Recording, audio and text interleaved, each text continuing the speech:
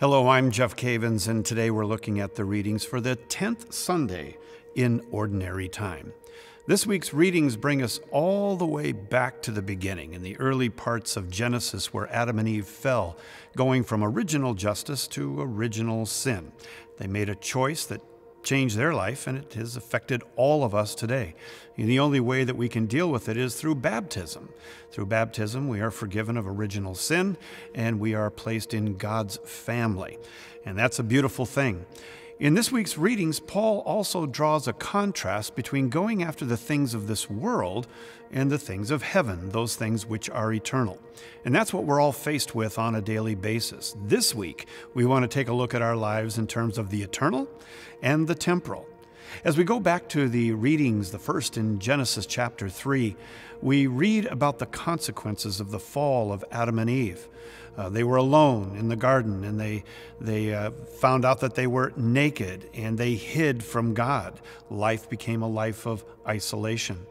Just prior to verse 9, which is where the readings begin this week, we see that Eve looked at the fruit of the tree of the knowledge of good and evil.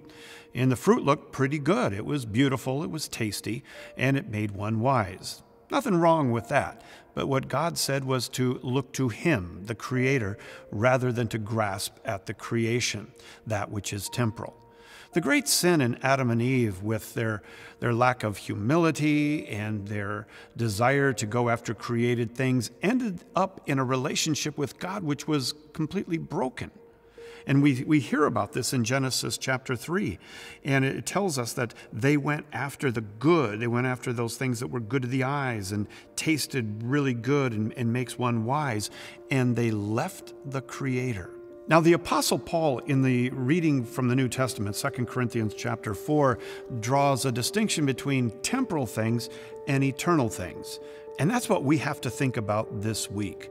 Like Adam and Eve, are we going to grasp for the created thing and ignore the Creator, which is idolatry, anytime that we take something that is beautiful, tasty, or makes one wise, and we set that up as the final thing? That is idolatry. Paul says, are we going to go after the created, or are we going to go after heavenly things and set our minds on things above? Listen to what he says in 2 Corinthians chapter 4, starting in verse 13. Since we have the same spirit of faith as he had who wrote, I believed, and so I spoke. We too believe, and so we speak, knowing that he who raised the Lord Jesus will raise us also with Jesus and bring us with you into his presence. For it is all for your sake, so that as grace extends to more and more people, it may increase thanksgiving to the glory of God. Now listen to what he says here about living by faith. So we do not lose heart.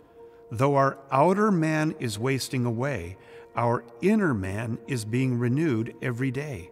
For this slight momentary affliction is preparing for us an eternal weight of glory beyond all comparison, because we look, and here's the key, we look not to the things that are seen, but to the things that are unseen.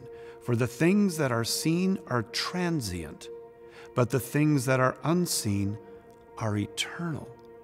And as we think back to Adam and Eve in the fall of the garden, they found out they were naked, they were alone. They set their hearts on things that were temporal and transient.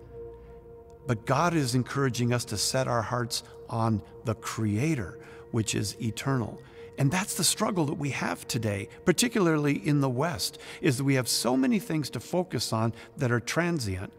And when we do that, we forget about the eternal. Now, the trick is, how do we live in this world and focus on the eternal at every turn, every decision, every day of our life, rather than the transient? Well, Paul goes on and he says, for we know that if the earthly tent we live in is destroyed, we have a building from God, a house not made with hands, eternal in the heavens. Kind of reminds me of the wise builder. We can build for now, or we can build for eternity. In every decision that we make, let's ask ourselves the question, is the end of this decision the glory of God and my relationship with God, or am I setting my heart, am I setting my affections merely on the things of this world.